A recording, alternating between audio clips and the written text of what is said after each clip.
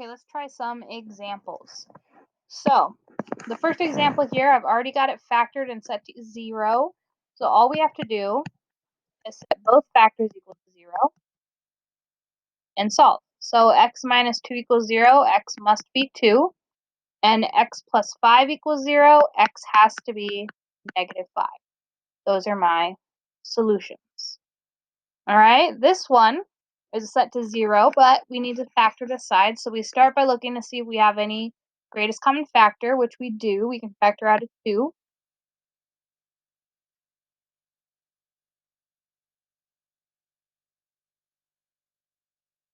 Okay, now we're going to factor this, and this is a trinomial with a lead coefficient of 1. So we need two numbers that multiply to get 24 but add to negative 11. Negative 8 and positive 3. Now we're going to set each of the terms equal to 0 and solve. So if x minus 8 equals 0, x has to equal 8.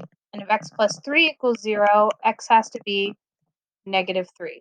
And we're always going to have these two answers because this is a quadratic equation.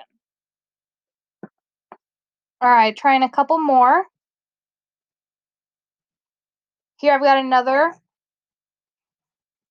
trinomial, and it's already set equal to 0. So we'll factor out a greatest common factor.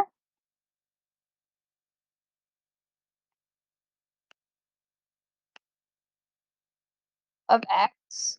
And this time, we'll have 3 final answers because this is a cubed problem. So we'll take this trinomial and factor it. I've got a lead coefficient of 2, so I'm going to use the AC method. So I need two numbers that multiply to get 3, but add to get, that not multiply to get 3. My AC would be 2 times 3, which is 6. So two numbers that multiply to 6, but add to be 7. That's going to be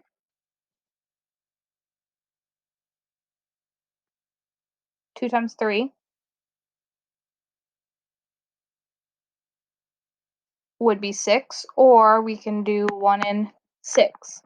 Which one adds to be 7? 1 and 6. So we're going to split the 7x into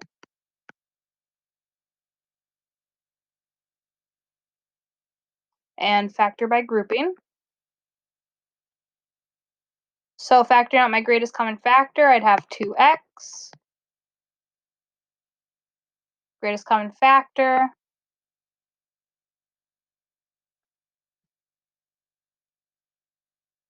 Factoring x plus 3 out. We're going to bring down the x. Now that I've got it completely factored, I need to set every piece equal to 0.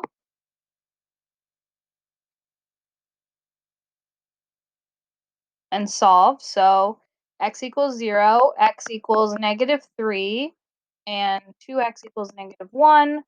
So x equals negative 1/2. And again, here I have 3 answers because at the very beginning, this was a cube.